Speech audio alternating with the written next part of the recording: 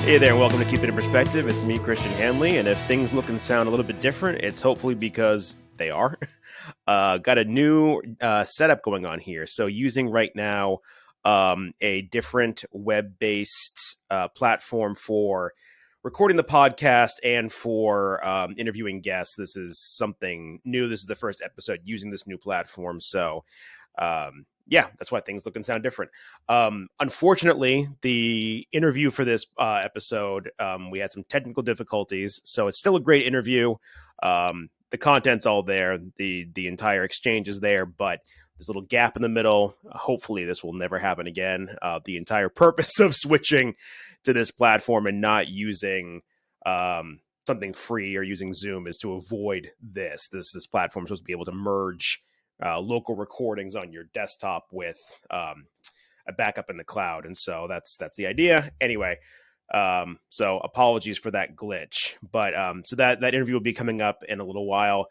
But before that, just want to talk about some things that went in the news recently. I'm not going to lie, I'm a little bit annoyed by news coverage. Every single day I get up and put on any morning show, it is all about Queen Elizabeth II, who's longest reigning monarch ever. Her lifetime and the things that she saw and was a part of it. We can't discount that. I have to also say, though, as an American, not to mention someone of Irish extraction in large part, in a lot of ways, the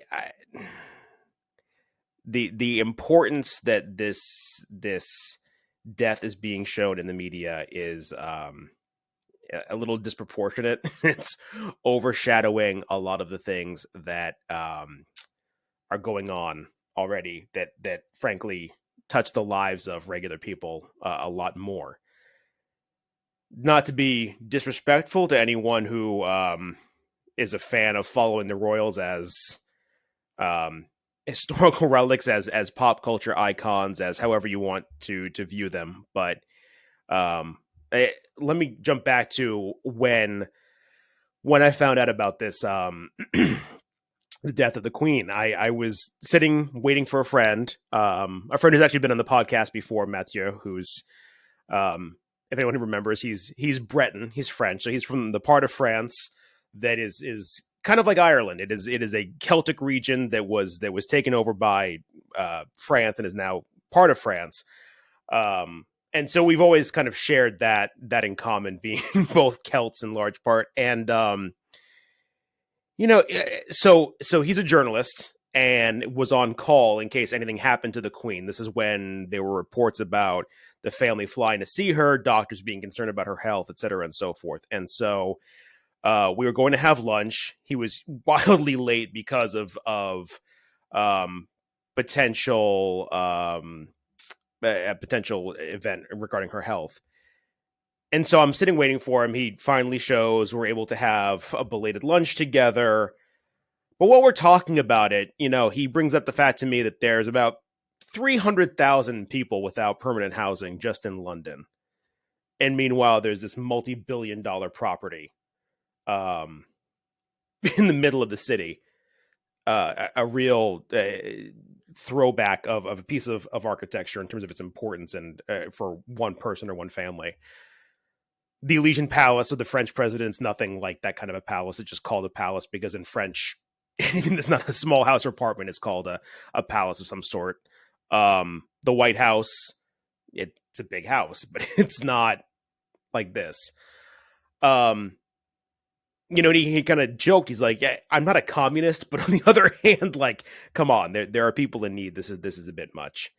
And so it's not a matter of disrespect. I think there's a way to honor the passing of an elder who has seen a lot, participated in a lot, who was in a position of prominence for 70 years. That's impressive by any measure. On the other hand, there are folks who are being dragged on Twitter and other social media platforms for what others perceive as taking a swing at the Queen and at the royals at this time. And the people doing the dragging, I think, frankly, have a very poor grasp of history. The Queen Elizabeth presided over a process of decolonization that has left horrific scars on entire nations and continents. And this is not ancient history,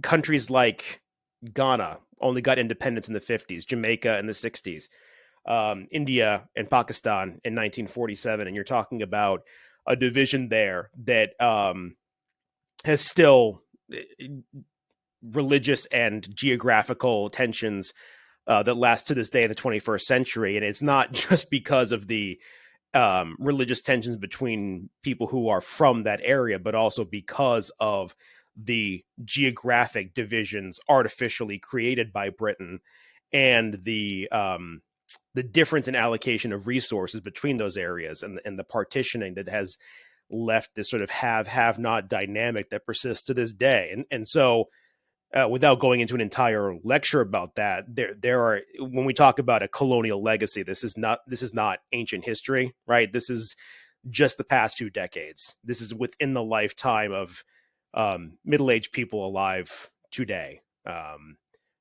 Obviously, Elizabeth was not Victoria. She was not active in the 19th century and building that last wave of imperialism. She presided over the end of it, certainly. But people from Ireland to India and many other places in between have, I think, more than a right to have very strong feelings about both the recently deceased Queen and her family and the legacy of colonialism that, again, I cannot underline this enough, it's not ancient history. This is within the modern era. And in terms of the news coverage, that's sort of the difficult thing too, is that not that airtime shouldn't be afforded to this as a historic moment for the UK, for one of our allies, for a friendly nation, for friends. But it by dedicating an entire hour block, by blocking off airtime to watch a funeral procession, to watch flags, to watch airplanes take off when other things are going on, it creates this feeling that nothing else important is happening, and actually important things are happening. And political junkies will know about the upcoming midterms, or about the president's recent celebration of the passage and signing into law of the Inflation Reduction Act and things like that. But for most people who are turning on the news and expecting the news to be curated in such a way as to show what's important that's going on in the world on a given day, this oversaturation of royal news is definitely it's taking up airtime from other things. I'm thinking right now in the U.S. about the possibility of a railroad strike, which we haven't seen in decades, and haven't seen in a huge form in even longer than that. But just for a little bit of context, right now there are many unions that represent all different workers in the freight rail industry. So everything from conductors to the people who clean the trains, the people who maintain and perform maintenance on them, all those sort of different functions.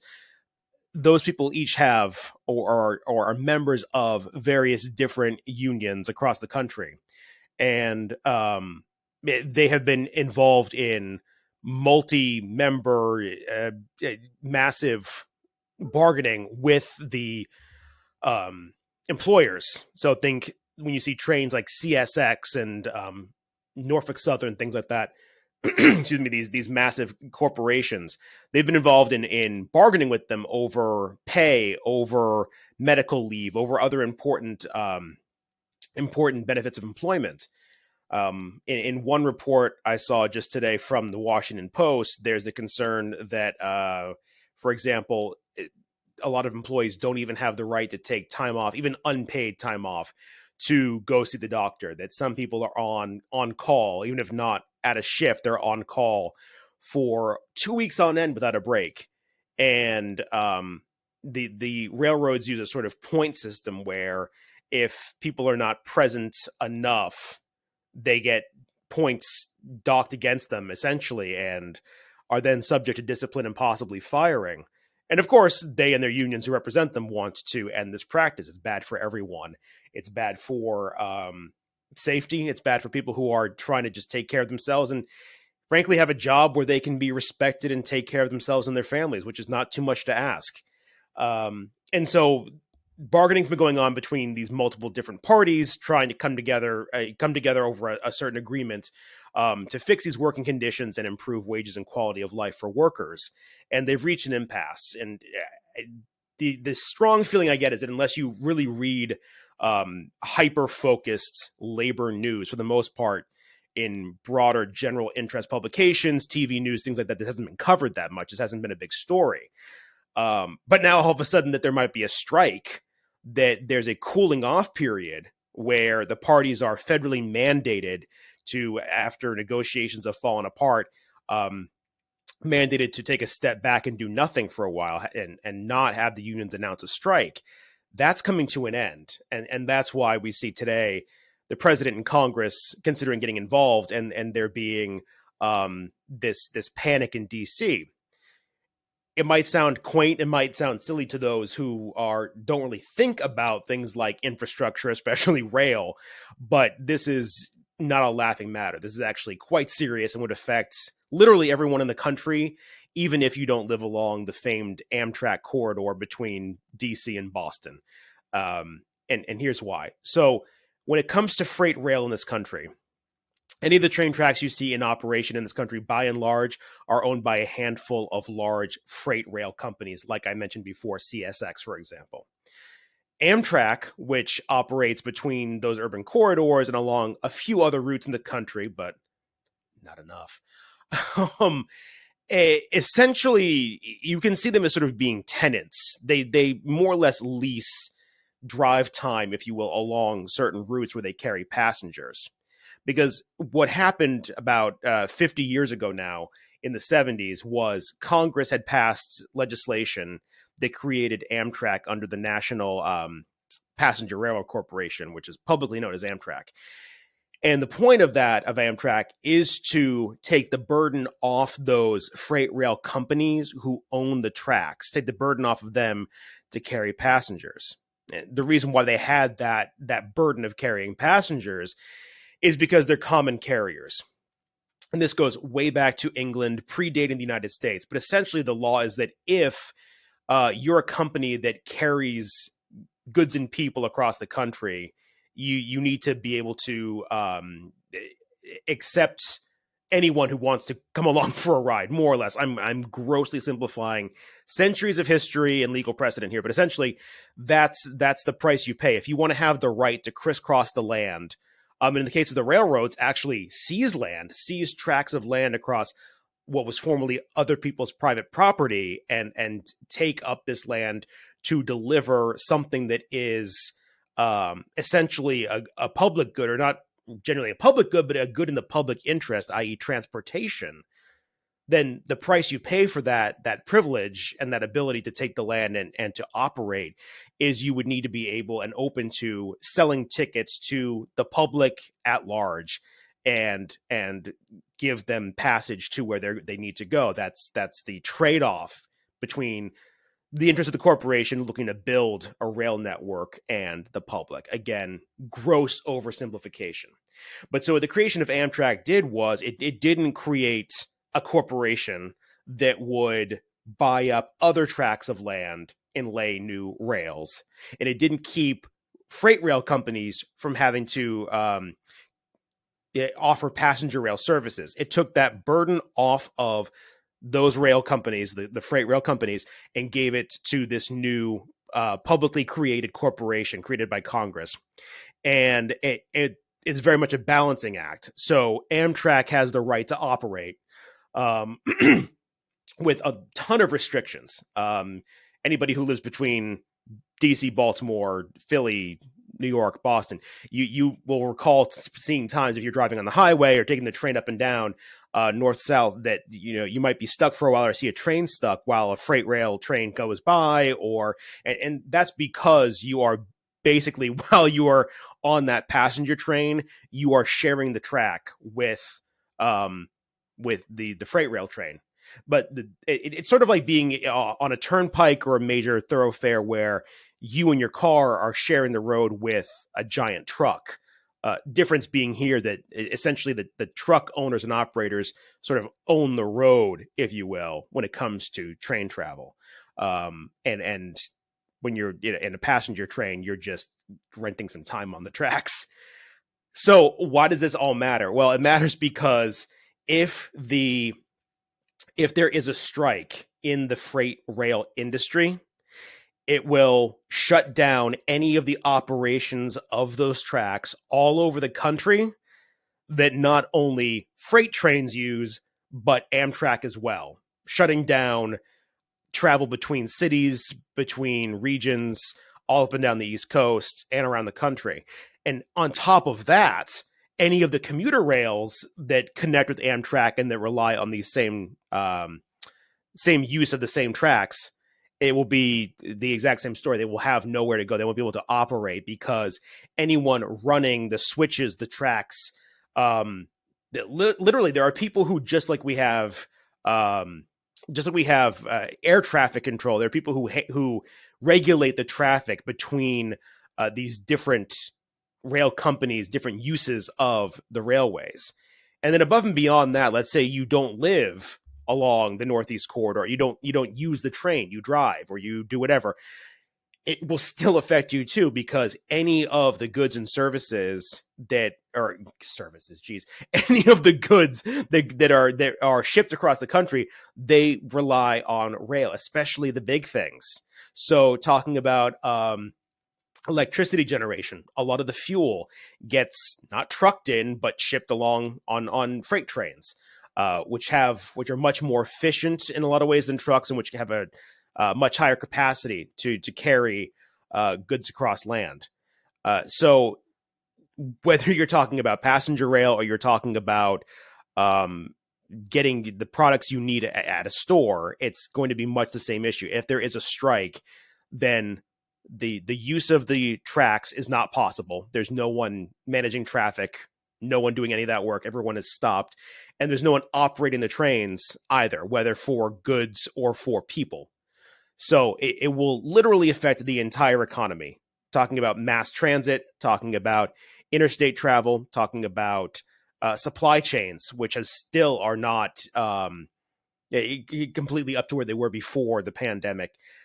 Talking about the energy sector, everything will stop because even though we do not always think of trains as being the most modern technology or really part of our modern lives, they still carry the heavy weight of shipping when it's not actually shipping overseas, but moving goods across land. They still do a huge bulk of the work that is too great to be shouldered by small trucks. And the ripple effect is almost incalculable.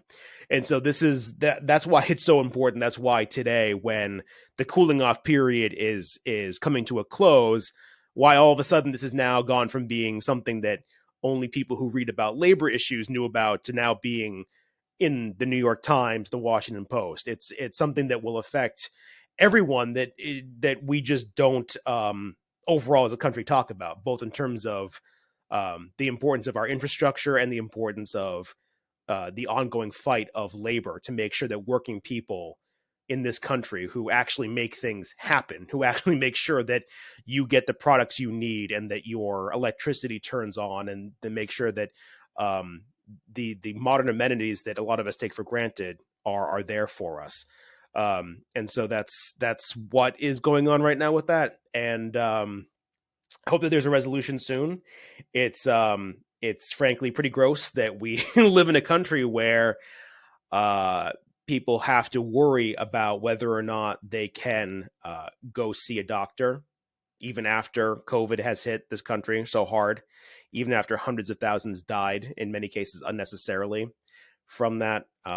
It's pretty gross that we still have to talk about things like taking a day off work to make sure that you're healthy, that we still have to talk about the ability to pay for medical care and being able to access it. But here we are right now. And so, hoping for a good resolution for all parties and that we don't have to see a rail strike.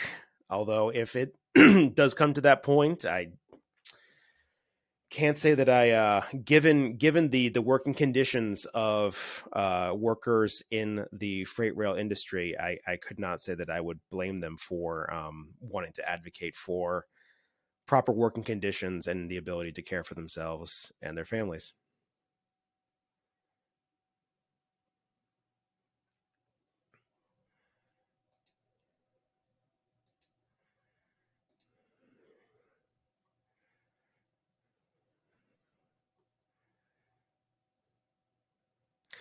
Okay, our guest today is Katica Roy. Katica Roy is a gender economist and the head of the Pipeline Center.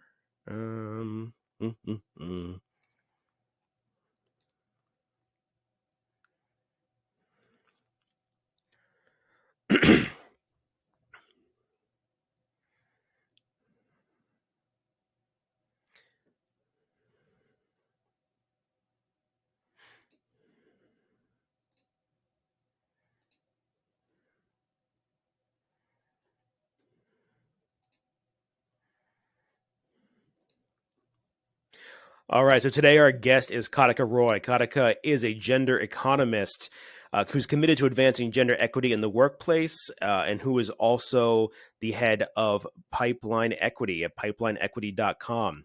Many of us want to make a difference in our lives, find purpose, and create our legacy. Shaped by our past, we look toward the future and toward creating a better world for those around us. As a daughter of an immigrant and a refugee, Katica Roy is driven by a passion to eradicate economic inequality and champion the rights of refugees, women, and children. CNN, MSNBC, CBS, Bloomberg, Cheddar, MarketWatch, Yahoo Finance, NBC, and Newsy have sought Katica for her sharp, unconventional take on the day's headlines. She's interviewed President Biden, Vice President Harris, Senators Booker and Gillibrand, Secretary Pete Buttigieg, Canadian Pay Equity Commissioner Karen Jensen, Sophia Bush, Eve Rodsky, Gretchen, Carlson, and Dr. Maya Rockeymoore Cummings. Her high-octane visionary articles have been published in the World Economic Forum, Fast Company, Fortune, Forbes, Bloomberg, NBC, Entrepreneur, The Hill, The Advocate, Harvard Business Review, and Morning Consult. Her articles have garnered over 2.9 billion impressions. In 2017, Katica was named a luminary by the Colorado Technology Association. In 2018, a Colorado Governor's Fellow. In 2019, a top 25 most powerful women in business and awarded the Stevie Entrepreneur of the Year Gold Award. In 2020, she was named the Colorado Entrepreneur of the Year. In 2022, a LinkedIn top influencer for gender equity. She's a member of Fast Company's Impact Council and Bloomberg's New Economic Forum. Katica is the CEO of Pipeline, an award-winning company that uses advanced technology to make intersectional gender parity a reality in our lifetime. In addition to its core platform, Pipeline launched the first gender equity app on Salesforce's App Exchange. Pipeline was also named as one of Time Magazine's best inventions of 2019. Fast Company's 2020 World Most Innovative Companies, Fast Company's 2021 Next Big Things in Tech, and Fast Company's 2022 World Changing Ideas. Pipeline is backed by both Accenture and Workday. So, Katica, thank you so much for joining us today. Thank you for having me. Absolutely. So you're a gender economist and a breadwinner mom who fought to be paid equitably twice and won. Can you tell us how this experience of pay inequity has impacted not only you, but the U.S. economy at large? Sure. So I'll tell the first story of fighting to be paid equitably, and then I can talk a little bit about what that means more broadly to the U.S. economy. So I'm a breadwinner mom for a family of four. There are actually 16 million breadwinner moms in the United States, and they support 28 million children. 40% of U.S. households with children under the age of 18 are like mine, where mom is the breadwinner. And the first time I fought to be paid equitably, my boss was optimized while I was on maternity leave with my daughter. And for those who may not know, being optimized is a fancy word for being fired. Right. And so a day after I came back from maternity leave, I was asked to take on another team. I had one team I was managing, so this was the second team. And then 2 weeks later, I was asked to take on a third team, which is a great opportunity, right? That meant I had 3 teams that I was managing. The issue was my male colleague took on one additional team. He was 1 pay grade higher than I was and received additional compensation for that new team. And I received nothing. And so when I went to HR and my new manager and asked them how they wanted to make me whole on my compensation, they didn't say anything. And so I did my research and found the Lilly Ledbetter Fair Pay Act, right, which happens to be the first piece of legislation that President Obama signed into law. And what that piece of legislation did was change the statute of limitations for equal pay from when the pay decision was made to every time you pay inequitably, the statute of limitations starts over. So I called HR and said, this is a Lilly Ledbetter issue. Every time you pay me, the statute of limitations starts over. What do you want to do about it? And so to their credit, they increased my pay, gave me back pay, and increased my level. So certainly it's a story of success. But really, what I thought of when that happened was, why did I have to do my research in order to be treated equitably? And as a software engineer and a gender economist, I thought there's got to be a better way from an employee experience perspective to actually make this different, right? And more broadly, in the United States, we could actually expand our economy by $3.1 trillion if we achieve gender equity in the U.S. And in fact, we've lost a lot of progress toward gender equity as a result of the pandemic. As one example, we've lost 29 years of progress in women participating in the labor force. And since 1970, women have added $2 trillion to the U.S. economy through increasing their labor force participation. And we've lost over half that progress. Wow. It's not shocking given what happened with the economy during the pandemic, everyone having to stay home with their kids. And more often than not, that was women, right? More than men. Well, I got to say, as a non-practicing attorney, I love your tactic there of doing the research and coming in and just saying, you know what, I'll let you decide how you want to handle making this right. So interestingly enough, my first job out of college was a litigation paralegal. There you go. I knew how to do legal research, so that's that's how I found it. So on a more micro level, not the economy as a whole necessarily, but how would bias, how have you seen it impact the workplace? Well, there's a couple of things. I'm going to talk about it from an economic perspective, and then I'll talk about it from an employee experience perspective. So the first piece, so we talked about gender equity being an economic opportunity more broadly in the United States. Within companies, Pipeline, the company that I run, actually did research across 4,000 companies in 29 countries. And what we found was that for every 10% increase in intersectional gender equity, there's a 1% to 2% increase in revenue. So it's actually not only the right thing to do for companies, it's actually really aligned with the mandate of a CEO, which is to maximize shareholder value, right? This is a really important lever that they can pull. What we found also is that 96% of CEOs put equity in their top priorities. The issue is that only 22% of employees actually regularly see that shared and measured. So you've got this 74-point gap between employer branding and what CEOs say is important and the actual employee experience. my experience obviously being one of them. But one of the things that we see, we see bias in things like we have a metric called the glass ceiling, which basically measures upward mobility. And glass ceiling, more broadly, is talked about, has a woman ever had that role, right? When we look at it, we're actually looking at equity of opportunity. And as one example, what we found is that for most companies, the glass ceiling is actually individual contributor level. That is, women start to fall out of the leadership pipeline with the very first promotion. And in general, men are promoted at a rate of 21% greater than women. And when you look at that through an intersectional gender equity lens, so gender plus race and ethnicity and age, so specifically for Black women, that gap actually doubles. So that is, men are promoted at a rate of 42% greater than Black women. Jeez. Yeah. And it's not surprising, but there's something to adding those numbers there that makes it much more real and much more concrete, right? Yeah. So I'm wondering, when it comes to unconscious bias, how have you found that we as individuals or we as a society can mitigate that? Yeah. So one of the things that is a misunderstanding and about, and then I'll answer your question. But just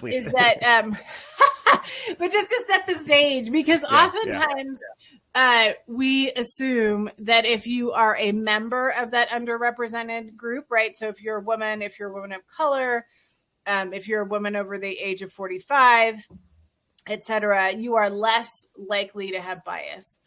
That's actually not true. What the research shows is that 9 out of 10 of us, so 90%, actually have bias. That's regardless of whatever demographic you represent.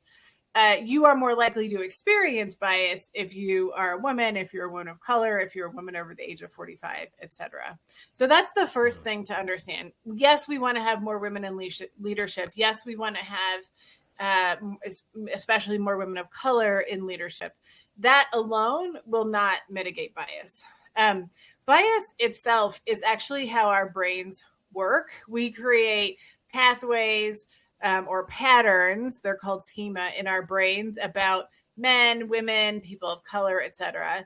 And then when we take in new information, we attach that to that information. The issue is that that then negatively impacts underrepresented groups like women, like people of color, right? And so what that looks like, going back to that promotion gap, is when managers are thinking about who they are going to promote in that very first promotion, they are actually pattern matching to who is already in leadership. And predominantly, about 68% of Fortune 500 leaders are white men. And so they are actually pattern matching to that pattern. So what Pipeline does, and really the way to mitigate bias, is not unconscious bias training, is not implicit bias training, because it doesn't work, is actually to get in front of that decision using technology, ideally. So that's what Pipeline does. Ensure that that decision is equitable. So if there's bias language in performance reviews, or the pay range is not correct, et cetera, and then make a recommendation for that equitable decision. And that will actually catapult companies toward equity. Just to give you a sense of what that looks like within companies, on average, our customers increase equity by 67% in the first 3 months on the platform.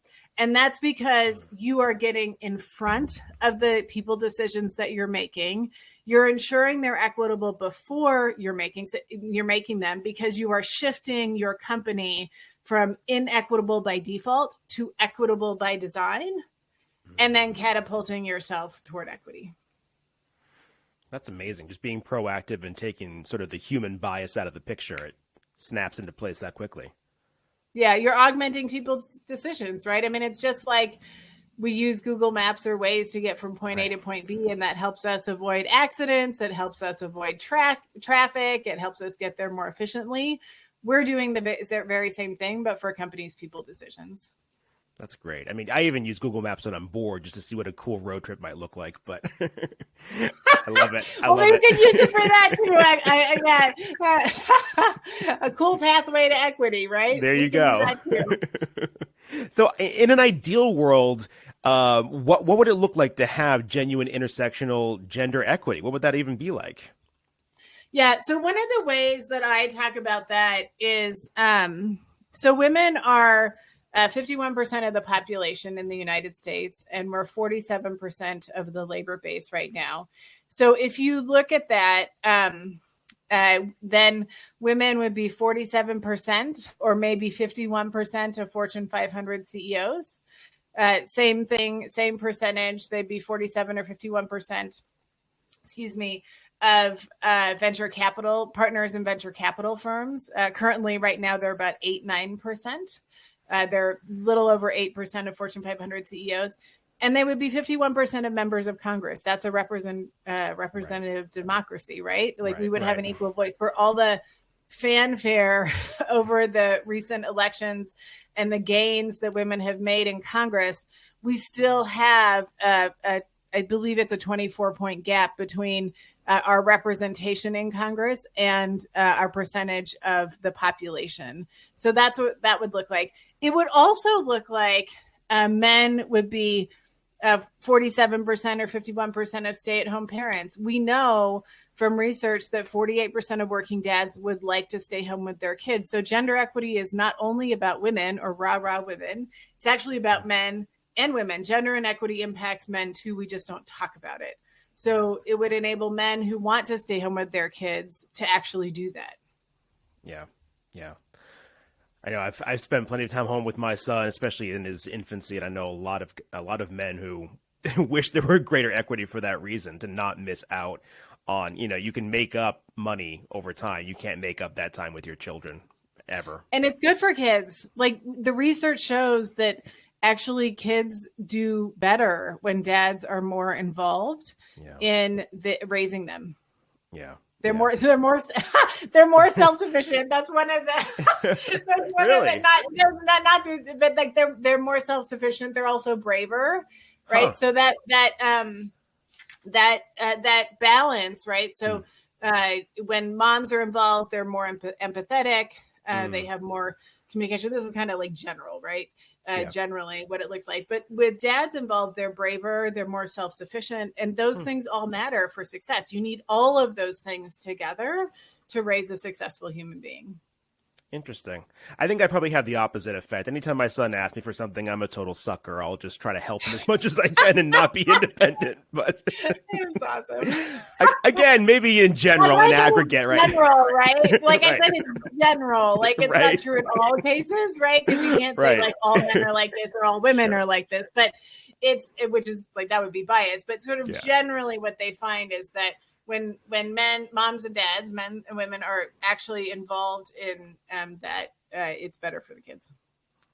Well, I mean, with the pandemic recently, it's caused such a disproportionate amount of suffering for women, a lot of whom have given up jobs and took that bulk of that work of homeschooling or remote schooling with their children and staying at home. So as a gender economist, how would you go about correcting those sort of damages inflicted on women during this time? Yeah, well, the other thing, too, that happened during the pandemic, in addition to that, is that the industries and occupations that are predominantly female were the ones that were largely impacted by the pandemic. So that was the other reason why they lost a lot of jobs. One of the things, there's three things that I would do. Two are for companies and one is more broadly for the economy. I'm going to start with that one and then I'll talk about companies. We need to look at our labor economic numbers through an intersectional gender equity lens. I'll give you an example. So there's things, for instance, like the jobs report, right? So the jobs report comes out generally on the first Friday of every month. How many jobs did the economy add in that given month? We have very low unemployment, right? 3.5%, I believe, as of the last jobs report. the issue, and the issue is that when policymakers, so particularly the Fed, which has a dual mandate of full employment and price stability, only look at those top line numbers, they're actually not living up to their dual mandate. And the reason is that if you look at those numbers through an intersectional gender equity lens, and you control for population growth and pre-pandemic employment, and full employment is kind of generally defined as 4.1 to 4.7% unemployment, right? So we don't want 0%, you want some unemployment. What you find is that particularly for so women as a cohort on the upper end of full employment, they currently sit at 4.6% unemployment. But when you look at that through an intersectional gender equity lens, so gender plus race and ethnicity, Black women they currently sit at 8.53% unemployment. So they are nowhere even near right. that full employment number. And Latinas, for all the heralding of the record employment of Latinas in the last two jobs reports, they actually currently sit at 6.13% unemployment. So neither are at full employment. And why that matters is that when we have really low unemployment, wages tend to grow, kind of generally. That's sort of a general. And what happens when wages grow is we get price instability. And when we get price instability, we get inflation, right? That's kind of, again, for any economist listening, that's a super simple explanation. Right. But what happens then is the Fed, with their dual mandate of full employment and price stability, will start to raise rates to basically cool down the economy, to control inflation. When you have demographic groups, specifically Black women and Latinas, who have not yet recovered from the pandemic, it is a double whammy for them because they were predominantly and negatively impacted by the economic fallout from COVID-19. Right. They have not recovered from it. Now you are putting inflation on top of it, which is going to make it harder for them to come back into the workplace. And then the third piece of that is that when you look at the inflation numbers, the inflation rate for goods and services that are targeted toward women versus men, that is twice that of what it is for men. That is the inflation rate for goods and services that are targeted. So it's like a triple whammy. Right. So first we need our policymakers to begin to look at these numbers really specifically through the intersectional gender equity lens. What companies need to do is do two things, which won't take me long to explain. But one is equitable skilling. I mean, we're not paying by the minute here. Go ahead. So what companies need to do is two things. One is equitable skilling, and the second is ensure equity of opportunity in their companies. Equitable skilling matters because we actually catapulted forward 5 years during the pandemic in terms of digital acceleration. So what that means from a jobs perspective is that the jobs that existed right before the pandemic don't necessarily exist now. Right. So that the skills needed to do those jobs, we have people who don't have those skills. If we ensure that they both have equitable access to those skilling opportunities and equitable access to apply those skills, we can actually close what is currently the gap in the jobs market, which is this. We have almost 2 jobs open right now in the United States for every 1 person looking for a job. We could close that by over 20% if we focused on equitable skilling, because we would actually bring more women back and we would ensure that they could apply those skills. The other piece is equity of opportunity. So we talked a little bit about women leaving the labor force, but part of the reason that some of them are doing that and not all of them can do that, I certainly can't do that because no one would eat or have a roof over their head in my house, right, is that women, there's a very sticky bottom for women in the workforce. That is, they could get a job, but will they have equity of opportunity? So companies need to ensure not only equity of pay, but equity of performance reviews, equity of development, equity of promotion. And that is really important. And that's one of the things that Pipeline does. Interesting. So you mentioned the triple whammy recession for women. Explain that really clearly. But there's also these articles you published recently about inflation itself disproportionately hitting women. Why is it that inflation is inherently not gender neutral? Yeah. So we often assume that our economic indicators such as inflation, unemployment, et cetera, are gender neutral. They are not. They're gender ignorant. So I talked about, we've got about a little over 1 million women missing from the labor force since the beginning of the pandemic. I talked about these over a couple of Fortune articles that I published. Women also have for goods and services targeted toward women. The inflation rate is twice that for goods than goods and services targeted toward men. The other thing is that being a woman is more expensive. That is, for car loans and mortgages, gender is actually part of the calculation of the interest rate that you pay. And so we pay more on average for mortgages and car loans. It's actually a risk to be female.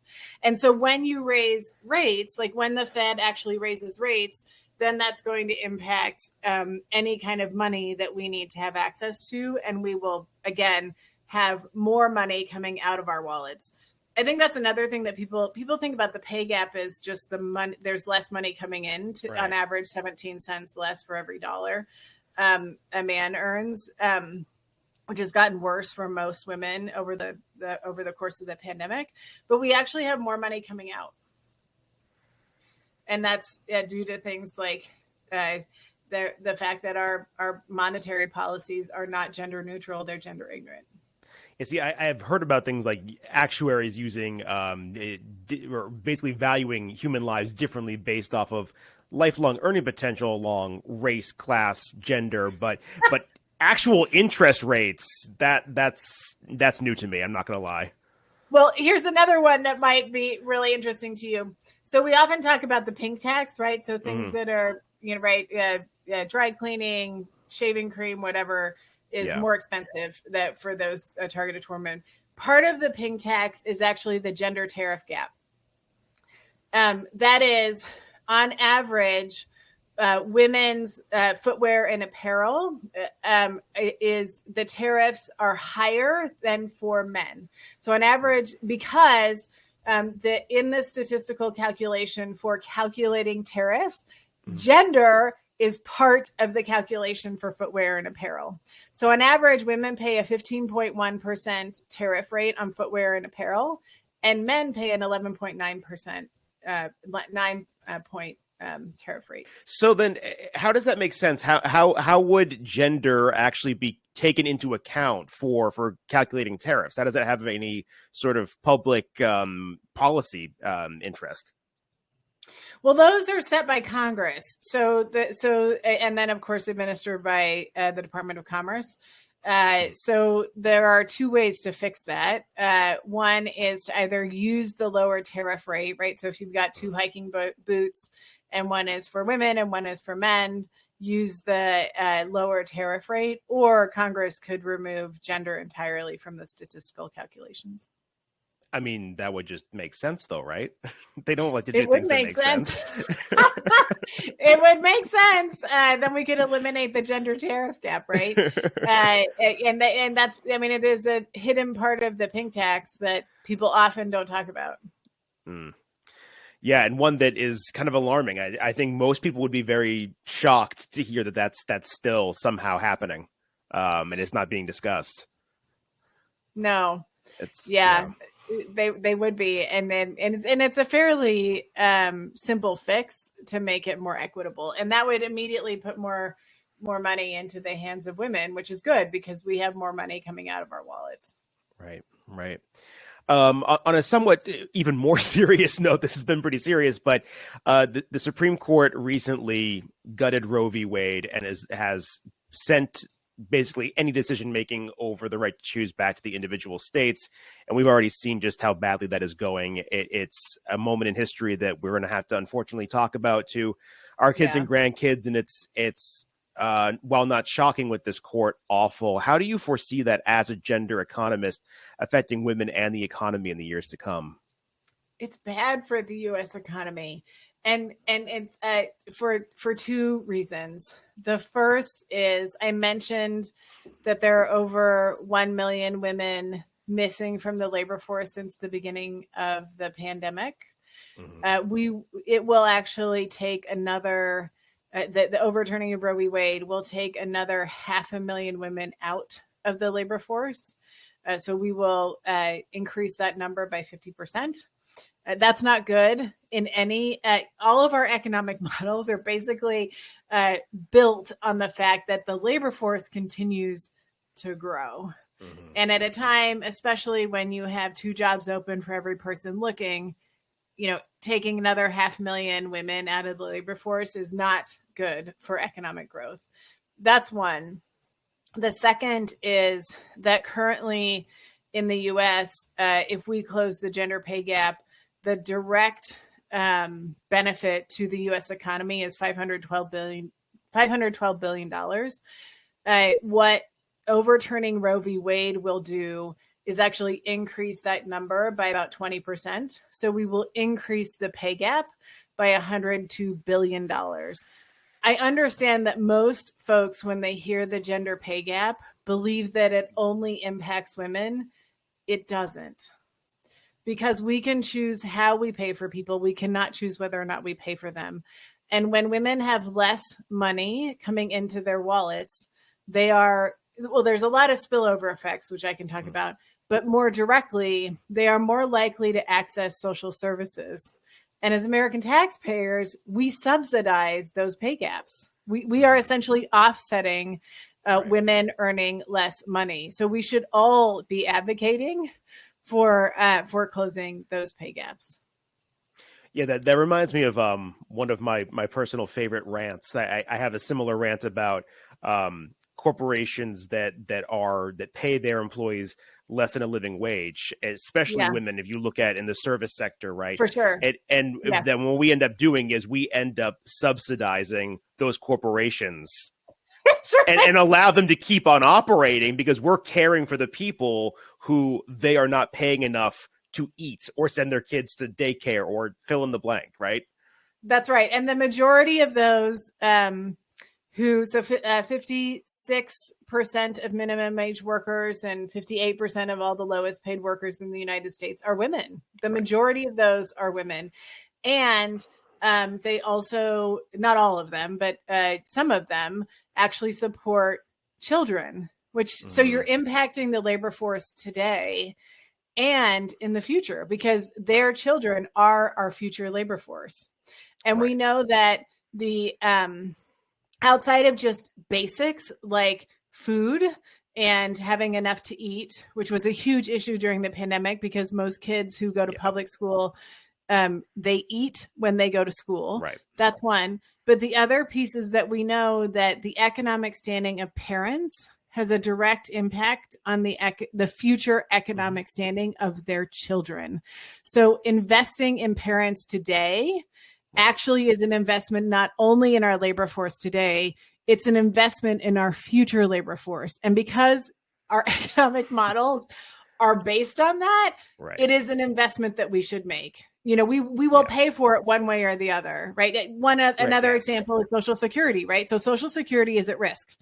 And we could actually close the Social Security savings shortfall by a third if we close the gender pay gap.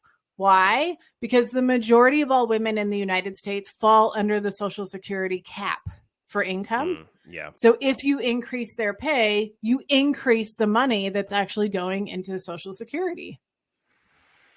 Yeah.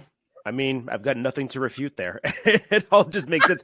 I mean, the funny thing is that the people who usually argue against those points, really, they can't argue against the facts, they kind of make up other ones, right? They say things like, well, we don't need to raise the minimum wage or narrow this gap because, the average person working in the service sector or working a minimum wage job or fill in the blank there is a teenager getting their first job, or it's someone who's, scooping ice cream for extra money. Not It's like, true. that's not true. I mean, and if you're looking at like your wealthy little neighborhood where working class people can't afford to live, and it's a wealthy person's teenager who does scoop ice cream or whatever, fine, but that's an anecdote. That's not data, right? It is not data. It's not the majority of the American population.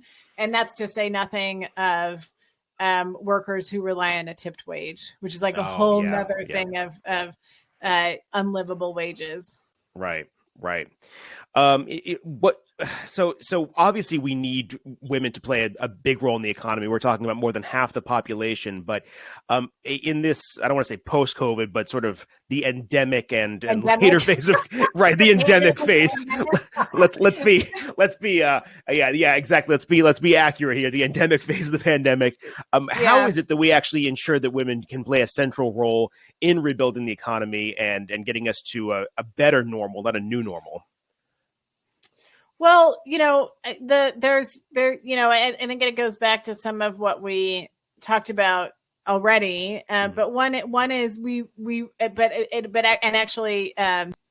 expanding that, which is that we really need our policymakers, so including the Fed, but also Congress. I'll give you another example of that, to ensure that when they are passing legislation and then actually implementing that legislation through the executive branch, that they're looking at it through an intersectional gender lens. That is, they're not assuming that policy is gender neutral. They understand that it's gender ignorant, and they're managing for that. As just an example, and I'll give a really specific one within that's recent history. But Canada, our northern neighbor, does this. Yeah. They have a policy. This is part of gender mainstreaming, which is essentially applying the gender lens to any policy decision. And they call it GBA, a gender budgeting analysis. So before they implement any legislation in Canada, any policy in Canada, it goes through a gender budgeting analysis.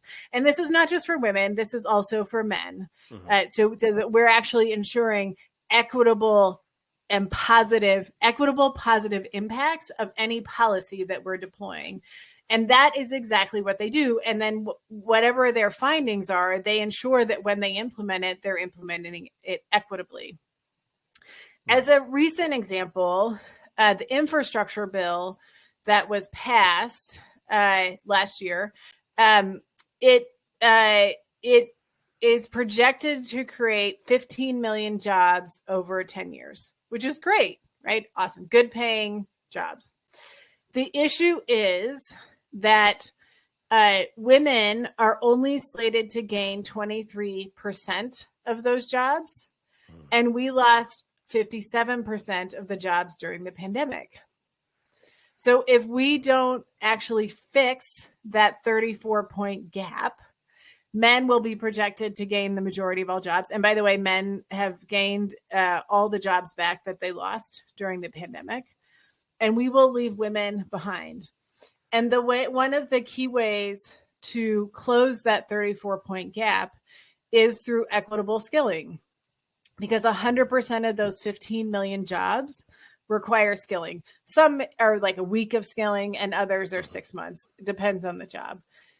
And the other piece of that is almost every single job in the infrastructure bill pays a living wage. The average hourly wage for those 15 million jobs is just under $25 an hour. So we would also ensure that women are being paid a living wage. That's not even closing the gender pay gap in those occupations. It's just like even keeping the gender pay gap, we would actually ensure that women were being paid a living wage. There are so many benefits to investing in things like equitable skilling and more broadly, gender mainstreaming, like applying that gender lens to our public policy. And kind of going beyond that a little bit for a second here and looking at the ripple effects, there are people, very conservative people typically, who really find fault with any kind of policy or legislation that doesn't help everyone or doesn't help certain companies, but that it targets a certain part of the population, in this case women. But this is something where if women were to get that sort of reskilling and were able to get more of these family sustaining or self-sustaining jobs back, that has huge ripple effects for the entire U.S. economy. You're talking about taking people away from maybe needing public resources to all of a sudden earning and paying taxes and then growing the economy, right? That's right. Because you're taking them off public assistance and they're actually then you're increasing your tax base. Right. I think what's interesting about, and I don't want to get too much into the arguments, but I will just say this. What you said about the helping a certain sector, it is a different frame of reference, because if we understand that our systems are inequitable by default, yes, then we create different solutions. It should be equitable for everyone. Right. So I think generally we can agree on that. So if it's inequitable by design, then let's actually make it equitable by default and apply this general so that we're not just doing it for one, because right now that's what we are doing. We are benefiting one majority of one part of the population when we don't do that. Right. It just in an unspoken way that makes certain people feel comfortable when they don't speak about it, right? To not have to acknowledge that. Yeah, but it's if their reasoning, this matches, this can be applied within their reasoning, right? Right. No, exactly. And I think that's a very important communications tool, is how do you make something resonate with someone who may not come from the same set of values, but see how what you're saying does relate to what they care about, what concerns them, certainly. Yeah, I mean, and we've found that, because Pipeline, the company that I run, as well as, my job as a gender economist, looking at equity as an economic opportunity, not just the right thing to do, it really changes the argument, because it's about economic opportunity for everyone and how we actually make that possible. And that's a very different viewpoint, different perspective. And because of that, we found a lot more resonance across all different types of folks. Interesting. You've mentioned a couple of times in our conversations the fact that some of these issues, even though they're defined as women's issues, men are implicated, families are implicated. Why, to you as an economist, is it important to bring men into these conversations about gender equity? Well, gender equity is not a synonym for women's rights. Right. So men are half the conversation. They are also the majority of leaders across any sector. Right. So private, Fortune 500 leaders, Congress, etc. The other reason is that gender inequity impacts men too. We just don't talk about it. And there's two key ways that happens. It's not the only ones, but there are two. One is that 48% of working dads would like to stay home with their kids. And the reason that they don't is identity and isolation. The identity of what it means to be a man in our society, and the isolation of who will I connect with if I actually stay home. The other piece of that is that mental health, it impacts both men and women, but it is largely a men's issue. And what I mean by that is that men are more likely to die from suicide. They're 4 times more likely to die from suicide in men and boys in the United States. They account for 79% of all suicides. That's a mental health issue. We need to give them access to mental health. We need to ensure that we remove the stigma associated with mental health for men, that they get access, and that they're not degraded for not being a man by getting access to mental health. This is a crisis in the United States, and we need to solve for it. And if we did that, we could actually understand that gender equity is not a zero-sum game. It's not like I win, you lose. That is not the way this works. If we invest in equity for men, women, non-binary, it's actually better for everyone, that men, those 48% of working dads who would like to stay home with their kids, they actually can do that. That's the life they want. Right. And because they're stuck in the proverbial man box, they can't do that. Right. We have constricted them to a very narrow definition of what it means to be a man. We need to change those things so that everyone can step into a life the size of their dreams, the life that they want to live.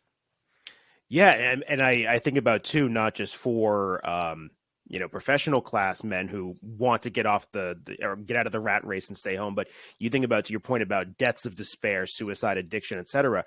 The zip codes where those deaths have ticked up, where life expectancy has dropped substantially, it usually is in areas where men have lost their careers, lost their jobs in typically manly industries, manufacturing, et cetera, and so forth, and who lost along with that, not just a source of revenue, but also a source of identity and without dignity. that, and dignity, right. And dignity. A job is not just a job. Right. A job is dignity. A job or you're like, it is about like that. It matters. Mm-hmm. It is more than just a job. So how do we go about having that conversation and bringing men into the conversation and realizing that this is not just a women's issue, it's an everybody issue, it's an economic issue, it's a public health issue, and it's something that will benefit all of us by having the conversation? Well, it's really important not to look at it as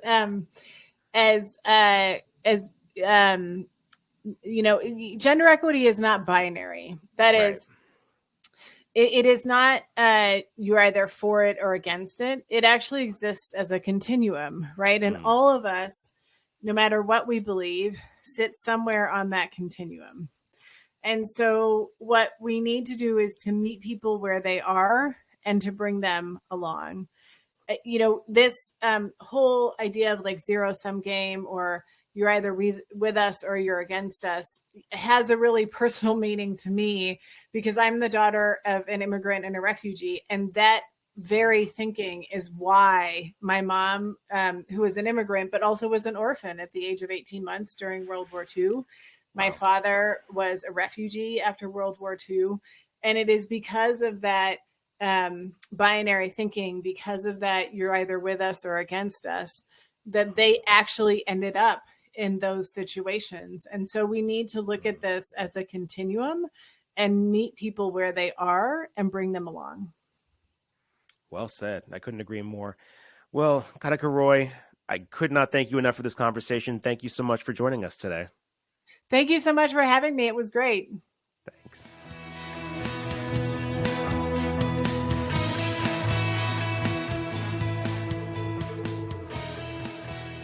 Hey there, and thanks for watching or listening to this episode of Keep It in Perspective. I really appreciate it. And if you could also subscribe on the video here, if you're watching on YouTube, or if you're listening on Spotify or Apple Podcasts or Stitcher, or wherever you're listening to podcasts these days, if you wouldn't mind subscribing there as well, and make sure that you share with your friends and family, anyone who you think might like this podcast, because that's how we actually reach people, is by spreading the word. So thank you.